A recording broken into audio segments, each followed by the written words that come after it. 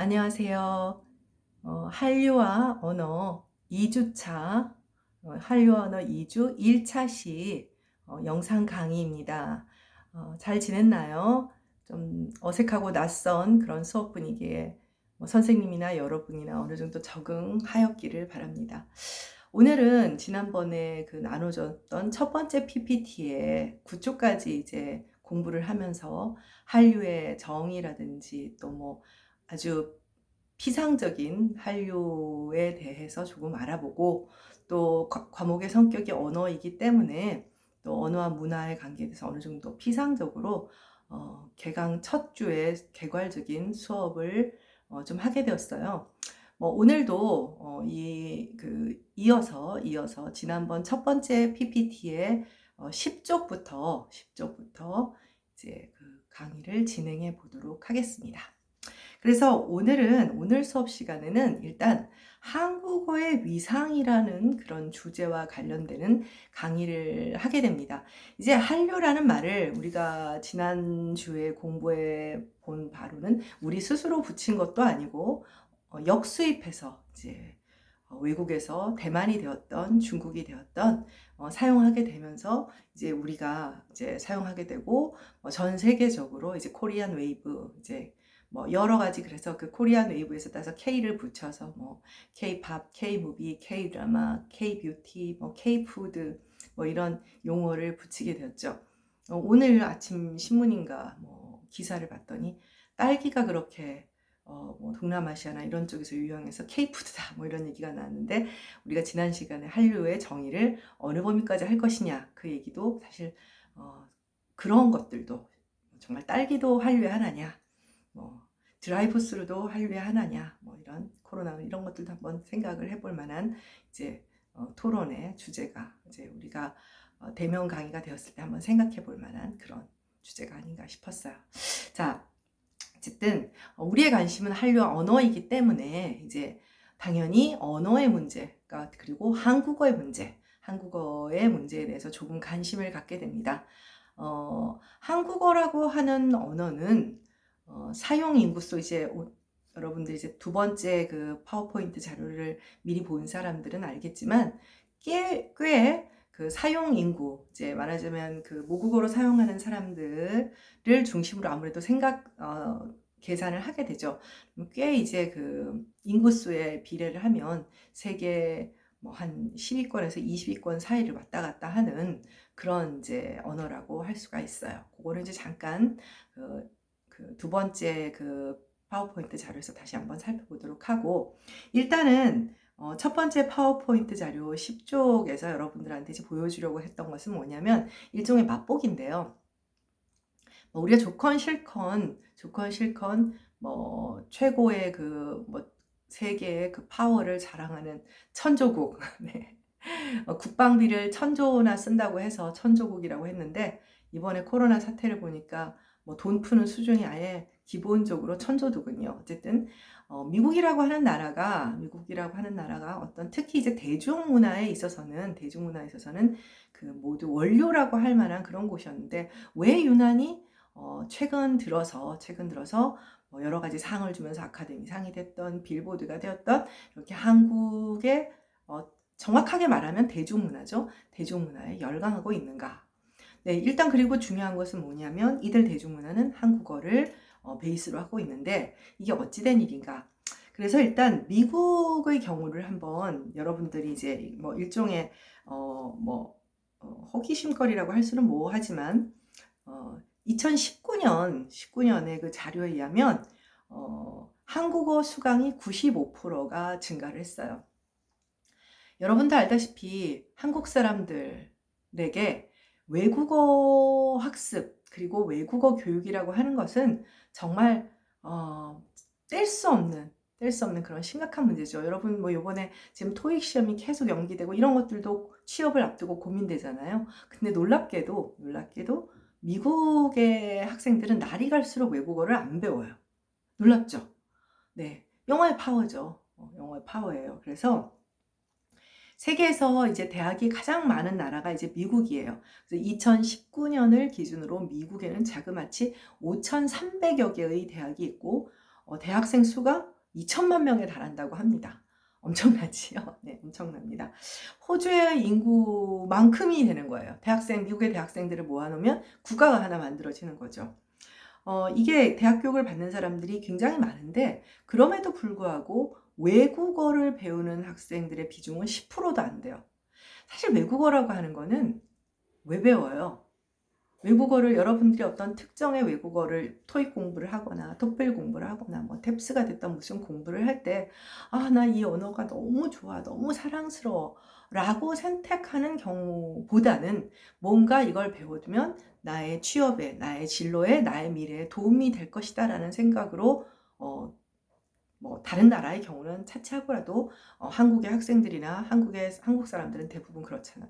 외국 사람들 그럴 필요가 없는 거. 약간 배 아프죠? 네. 외국어를 공부하는 미국 대학생의 수는 2009년에 170만 명을 최고로 기록했고, 우리나라 학생들 생각하면 억울하네요, 진짜.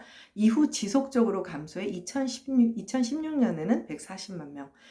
이제 영어가 공용어니까 어딜 가든 영어 하는 사람들은 다 있고 별로 불편하지가 않은 거예요. 뭐 비즈니스 상으로나 뭐 특별한 자신의 어떤 목적이 있지 않는 한 이처럼 외국어를 공부하는 미국 대학생은 줄어가고 있는데 한국어를 배우는 학생들은 많아지고 있다는 거예요. 굉장히 고무적인 사실이죠. 그래서 현대 언어학회라고 하는 그런 학회에서 2019년 6월이죠. 6월 공개한 보고서를 보면 미국 대학생들이 가장 많이 배우는 외국어는 스페인어, 프랑스어, 독일어. 너무 당연하죠. 스페인어를 배우는 거야. 한국어의 경우에는 이제 요즘 그래도 스페인어를 좀 배우지만 남미와의 교육이나 스페인어권과의 그런 어떤 왕래가 상대적으로 좀 적다 보니까 안 배우지만 그래도 어쨌든 스페인어, 또 프랑스어는 당연하죠. 유엔의 공용어이기도 하고 그다음 독일어도 마찬가지고요. 이런 정도예요. 이건 공감하지 않나요? 그리고 중국어나 일본어도 당연히 많이 배우겠죠. 다음 페이지로 가볼까요? 네, 그래서 미국 대학생들의 외국어 수강자 수를 2016년 기준으로 보면 이제 이런 식으로 됩니다. 스페인어, 프랑스어, 독일어, 일본어, 이탈리아어, 중국어, 아랍어, 라틴어가 있는 것이 굉장히 신선하죠. 그 다음에 러시아어, 한국어 이렇게 되어 있습니다. 네, 거기 보면 증가하고 있는 것은 일본어. 일본어는 사실 증가라고 할 수도 없어요. 지속적으로 경제 규모가 세계 3위권 안에 드는 나라다 보니까 우리끼리 기울어져 가네 뭐나 하지만 현재로서는 그래서 일본어의 필요 때문에 그리고 중국어는 상대적으로 이제 감소를 하더라도 보다시피 이제 뭐랄까요? 필요로 하는 그리고 중국이라고 하는 중국 문화에 대한 기본적인 어떤 그런 동양 문화의 중심이라 생각하는 것들 때문에 수요가 있죠. 그런데 한국어는 지금 보다시피 플러스 13.7%의 그 상승을 보이고 있어. 그러니까 우리가 수학을 여러분들 중에는 국문과 학생들만 있는 게 아니어서 굉장히 또 수학을 잘하는 친구들도 있을지 모르겠지만 그냥 이것만 봐도 한국어를 굉장히 많이 배우네 라는 생각이 들 겁니다. 다 이유가 있거든요. 여기 보면 스페인어, 프랑스어, 독일어, 일본어, 그다음 중국어, 아랍어, 러시아도 들어가는 6개국어가 이제 유엔 공용어인데 선생님이 정확하게 기억을 못하는데 대충 그럴 것이고 그 다음에 중국어 이해가 안 돼. 이제 라틴어에 대한 이해를 라틴어가 왜 있냐를 하나를 설명을 해주면 라틴어는 이제 로마자 그러니까 알파벳이 그리스에서 만들어지고 로마 제국의 융성과 이제 로만 알파벳이라고 해서 로마자를 거쳐서 그때 이제 이들이 사용하는 것이 이제 구어가 라틴어였거든요. 그래서 로마자가 라틴 문자예요. 그래서 이게 로마 제국의 융성과 또 로마 제국이 나중에 기독교를 국교로 인정을 하게 되잖아요. 그러면서 종교적인 이유로 전 유럽의 기본 문자이자 또 동시에 기본 문자이자 성경이 라틴어로 되어 있기 때문에 막강한 파워로 라틴어가 널리 퍼져나가게 되는데 문제는 라틴어는 구어로서는 결국은 중세에 들어가면서 사라지게 돼요. 사라지게 되고 문자만 남게 되죠. 문자만 남게 돼서 실제로 여기서 라틴어라고 하는 것은 구어로 실제로 사용되는 라틴어가 아니라 과거에 문어적인 속성이 굉장히 강한 이제 라틴어를 배우게 되는 거예요. 그럼 이걸 왜 배우지? 라는 생각이 들겠지만 방금 말했다시피 서구 문화의 근간이 됩니다. 로마 문화, 뭐 그리스 문화와 로마 문화의 기반을 두는 그런 문자와 언어이며 동시에 어떤 그 로마 카톨릭이라고 하는 종교적인 것과 함께 다 관련이 되기 때문에 서구 문화의 근간을 이루는 사라진 언어이자 문자는 그대로 당연히 남아있죠. 그래서 라틴어 수업도 여전히 이제 공부를 하는 대상이 되죠. 그러니까 여러분들 생각해 보세요. 라틴어는 다른 언어와는 달리 학문 목적의 학습이라고 할 수가 있을 겁니다. 네. 그래서 어쨌든 여기서 이 표에서 이거 미국 애들이 그렇게 외국어 공부하기 싫어하는데 한국어는 공부를 한다는 게 굉장히 놀라운 것이죠. 2016년 상황에서, 2016년 상황에서 왜 배울까? 뭐 거기에 대한 기본적인 이해와 검토가 이제 사실 필요하게 되는 거죠. 다음 페이지를 볼까요?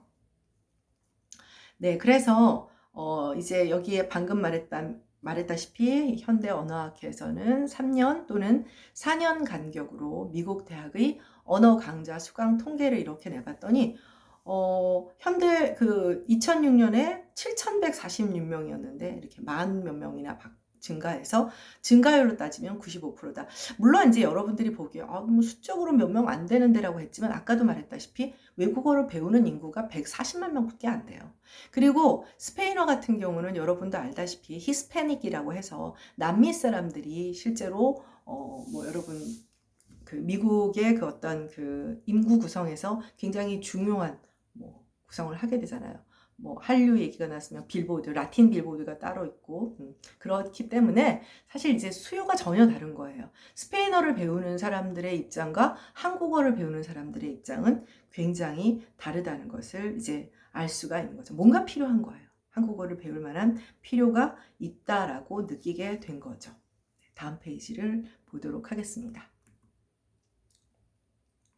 네, 한국어 능력 시험 응시자라고 하는 게 있어요. 그러다 보니까 어떤 언어를 배울 때 여러분들도 여러 가지 영어 인증, 우리가 흔히 말해서 인증 시험이라고 하는 게 있잖아요. 인증 시험이라고 하는 것이 있어서 이제 어느 정도 한국어를 배우고 나면 내가 도대체 한국어 능력이 어느 정도 되느냐.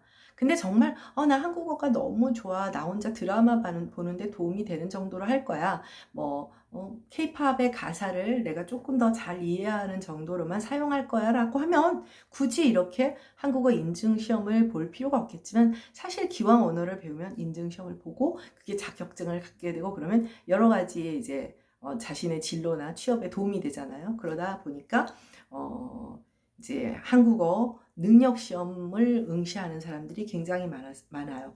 그래서 2000년대와 2018년을 비교를 하면 여러분이 보다시피 이게 정말 이렇게까지 많이 배우나라고 할 만큼 굉장히 많은 사람, 시험을 보는 거예요. 시험을 내가 선택해서 보는데 이렇게 많은 사람이 있죠. 이거는 뭐 미국만의 현상은 아니고 사실 이제 미국이라고 하는 나라는 외국어를 굳이 배울 필요가 없는 나라인데 외국어를 굳이 배울 필요가 없는 나라인데도 이렇게 한국어에 대한 학습의 수요가 늘어나는데 사실 동남아시아라든지 또 남미라든지 또 일부 아프리카 지역, 아프리카는 아직 좀 그렇지만 한국어를 배우는 수요가 굉장히 많죠. 뭐 여러분들 잘 알 거예요. 이제는 뭐 TV 프로에 보면 농담처럼 말해 김종민보다 한국말 잘하는 외국인도 너무 많고 외국인들이 나오는 TV 프로도 너무 많고 이제 그만큼 이제 초기에는 외국인이 한국어 해라고 하는 신기한 거였지만 지금은 뭐 신기하지도 않은 그런 상황이 되었어요. 그럼 왜 이렇게 한국어를 배울까요?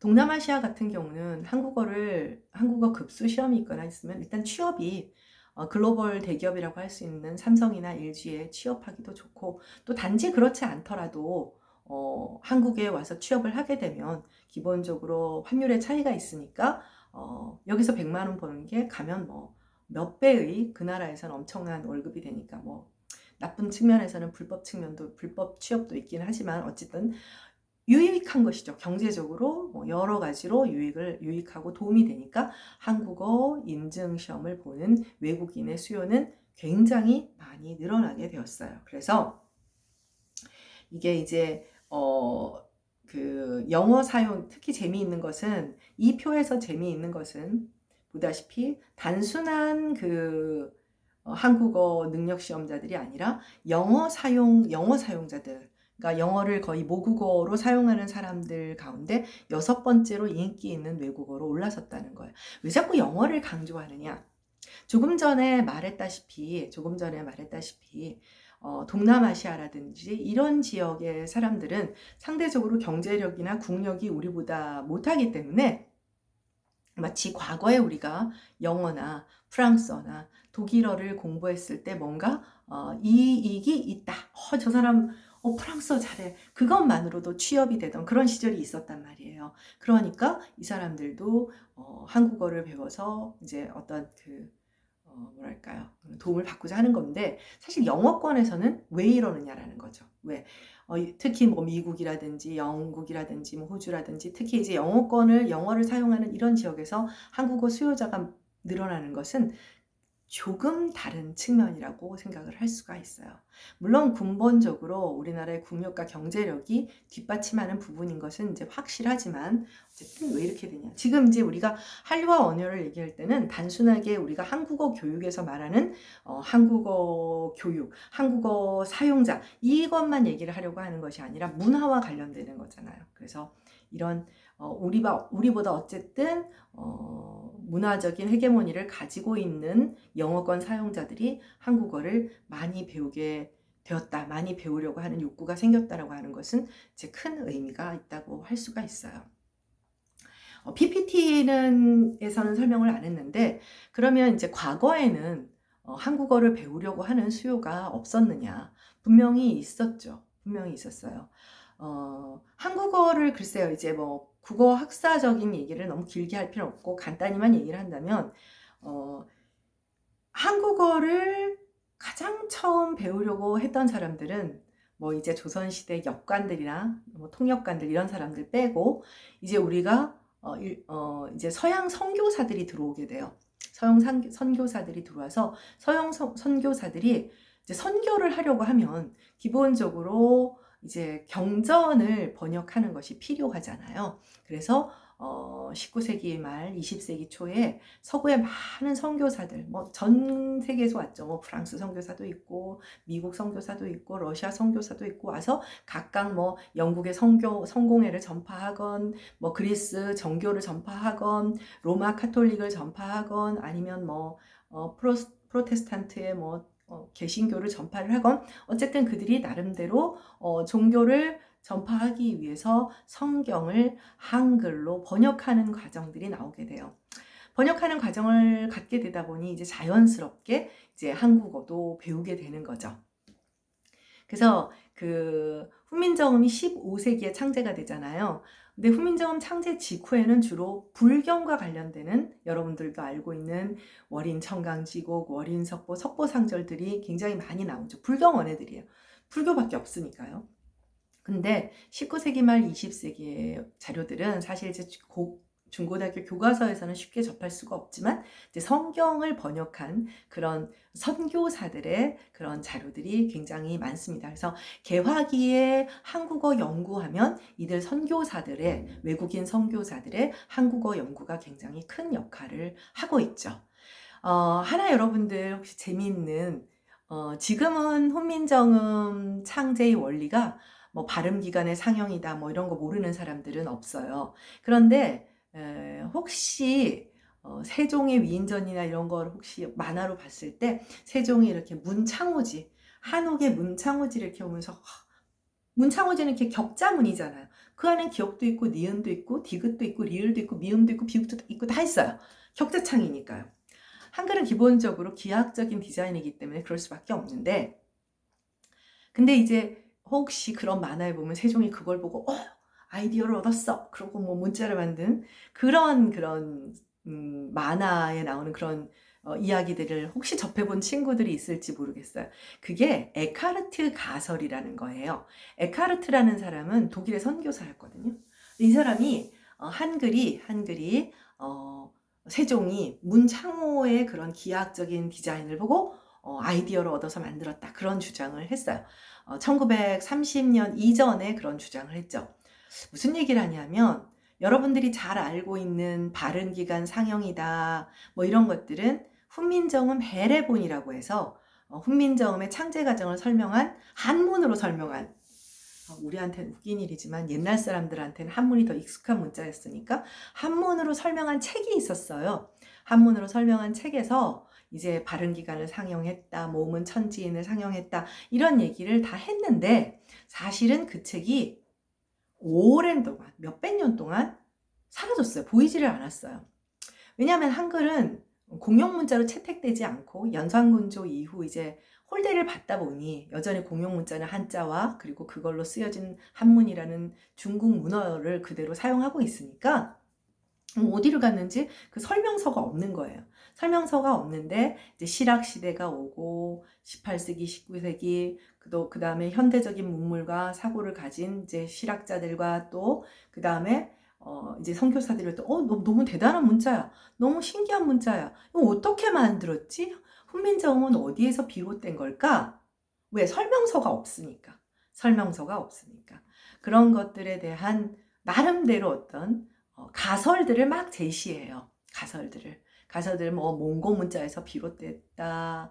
뭐 티벳 문자에서 비롯됐다. 별의별 그걸 참고로 했다. 거기서 아이디어를 얻었다. 이런 얘기죠. 그런 것을 훈민정음 기원설이라고 해요.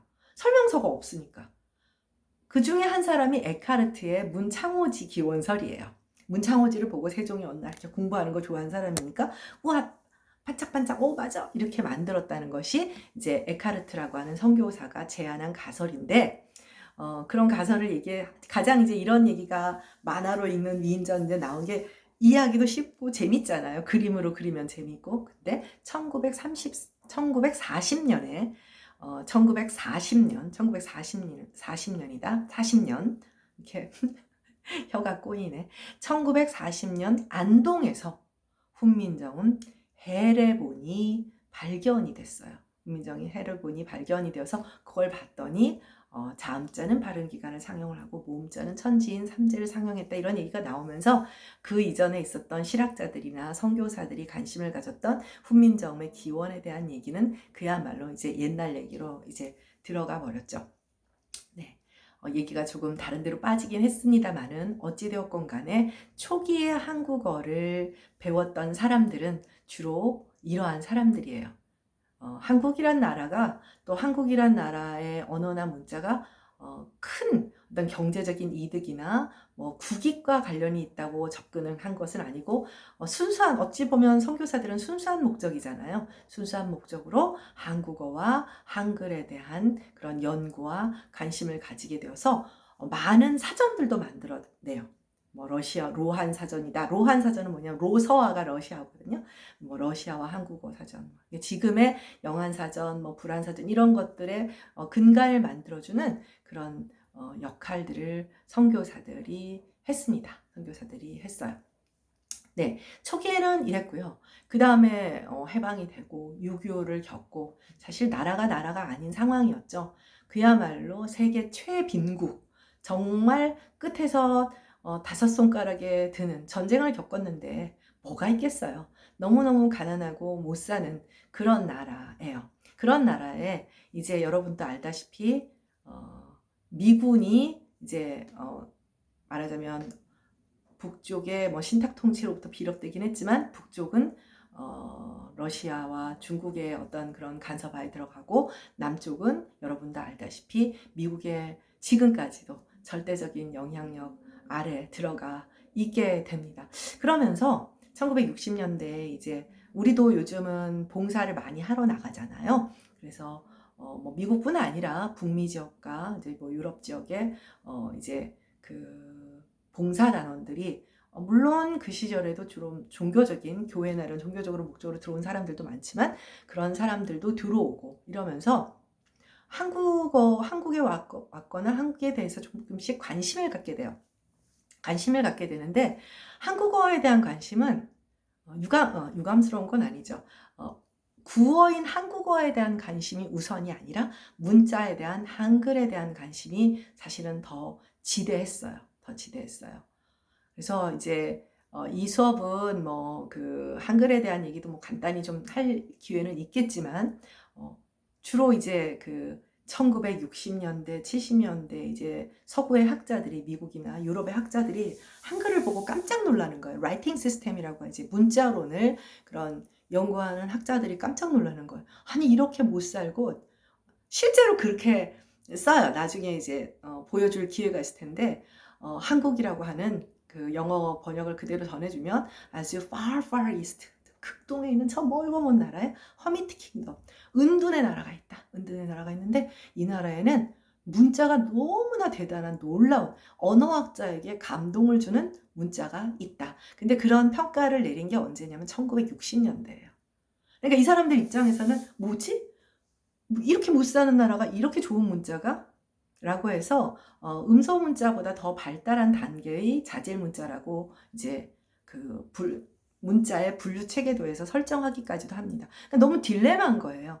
너무 못 살고 너무 불쌍한 나라인데 문자 왜 이렇게 좋은 거야? 이거 뭐야? 그런데 그 이후로 60년대, 70년대 뭐야 그야말로 한강의 뭐 기적이라면서 경제적인 발전을 이루게 되면서 이 초기에 그 한글에 관심을 가졌던 학자들이 결국 한글이 가지고 있는 그런 어떤 문자 습득의 용이함으로 문맹률과 문해율을 쉽게 이제 타파하면서 최고의 문맹률은 제로, 문자를 읽지 못하는 그런 문맹률은 제로, 문해율은 리딩 컴프레hen션 능력은 최고. 그렇기 때문에 사람밖에 없는 이 국가에서 교육을 통한 인적 자원을 통한 경제 발전을 이루었다. 결국 이것은 문자의 덕이다. 뭐 이러면서 사실은 문자에 큰 관심을 갖게 돼요.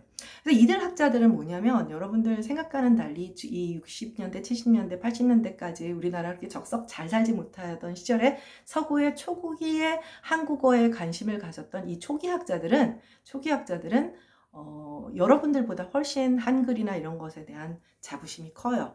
그래서 지금은 한글날이 쉬지만 한글날을 잠시 한 10여 년 넘게 우리가 한글날 공유를 안 했잖아요. 그러면 막 학자들이 막 그 청와대 탄원서를 내는 거예요. 니들이 지금 이만큼 사는 건 그 문자 덕인데 지구상에 문자를 기리는 할로데이는 어느 나라도 없다. 그런데 니네가 이걸 포기한다는 것은 단순히 쉬는 날의 의미를 넘어서는 것이다. 사실 이 사람들은 이런 것을 뭐라냐, 학문 목적 연구라고 해요. 한국어와 한글에 대한 연구, 학문 목적으로 연구 대상. 말하자면 대부분 이 사람들은 한국 학과가 있는 게 아니에요. 당연히 없어요. 그러니까 뭐 동아시아라든지 중국 학과라든지 일본 학과가 있으면 거기에 곁다리로 살짝 여기 중국어 하는 애들 너무 많고 중국 문학 하는 애들 너무 많고 일본어, 일본 문학 하는 애들 너무 많으니까 이거 너무 레드오션이야. 나 블루오션 여기 괜찮겠는데? 라고 접근했던 사람들이죠. 네, 그래서 그렇게 이제 그 선교사에 이어서 두 번째 세대들은 한글이 가지고 있는 문자로서의 특별함에 관심을 가지면서 중세국어도 연구하고요. 그러면서 구어로서의 한국어도 이제 연구하고 이런 학문 목적의 그 학자들이에요. 사실은 학자들이 이제 그 한국어를 연구하게 됩니다. 올림픽을 치르고 90년대를 그치면서 국민소득이 어마어마해지고 한류라고 하는 개념이 지난번에 말했던 96년이 됐건 97년이 됐건, 그래서 그나마 지금 이 PPT 13쪽 마지막 페이지에 2000년 4,850명이 한국어를 배우겠다. 그것도 영어권에서. 이것은 지금 보면 뭐야 이거 가지고 무슨 표를 만들어라고 여러분들이 생각할지는 모르지만 어마어마한 일인 거예요. 그야말로. 그래서 이제 그 한국어에 대한 그 초기의 한국어에 대한 관심은 이제 학문 목적이었다라는 것. 자, 이렇게 되면 언어는 대중성을 갖기가 어렵게 되죠. 대중성을 갖기가 어렵습니다. 물론 지금 여러분들이 선생님 무슨 한국어의 위상, 선생님이 이런 이야기를 하는 것은 객관적인 팩트를 얘기하는 것이고요. 여러분들은 우리가 앞서 한류의 정의를 내린 것도 이번 수업의 목적이잖아요. 그럼 한국어의 이상이 이런데 한국어를 가르치기 위해서, 한국어 교육을 위해서 좀 더 매진해야 하는 방법론에 대해서 그런 어떤 것에 대한 우리가 토론을 하거나 그러자는 것이 아니에요. 그러자는 것이 아니고 상황을 얘기를 해주는 것이죠. 이런 상황에서 아마 우리 수업을 듣는 열 몇 명의 학생들도 이것은 자연스럽게 두어야 한다라는 입장과 그렇지 않다. 좀 더 국익을 위해서 좀 더 뭐 투자를 해야 된다. 뭐 이런 생각을 하는 사람들도 있고 뭐 여러 가지 논의거리가 있겠죠. 세계 많은 나라들은 문화원이나 이런 거를 지어서 자국의 문화와 자국의 언어를 널리 퍼뜨리려고 노력을 합니다.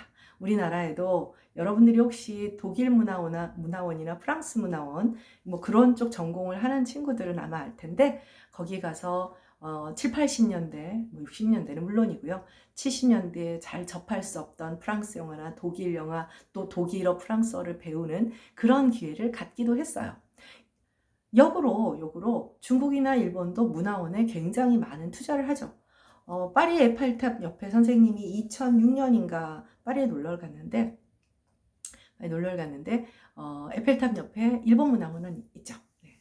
그래서 우리나라도 이제 거기에 대한 투자를 해나가야 할 것이냐 말아야 할 것이냐에 대한 것도 다른 나라들은 이런 방식으로 하고 있으니까 우리도 해야 되느냐 뭐 아니다, 문화는 흘러가는 대로 두어야 한다, 이렇게 그런 것들에 대한 것도 같이 한번 생각해 볼 필요가 있을 것 같습니다. 네, 일단 첫 번째 PPT는 끝났고요. PPT는 끝났고 다음 영상에서 두 번째 PPT에서 좀 더 한국어의 위상과 관련되는 논의를 좀 더 해보도록 하겠습니다. 네, 쉽고 재미있죠? 오히려 빨리 얼른 대면 강의를 해서 토론도 하고 발표도 하는 기회가 있었으면 좋겠네요. 자, 다음 영상 강의에서 만나도록 합시다.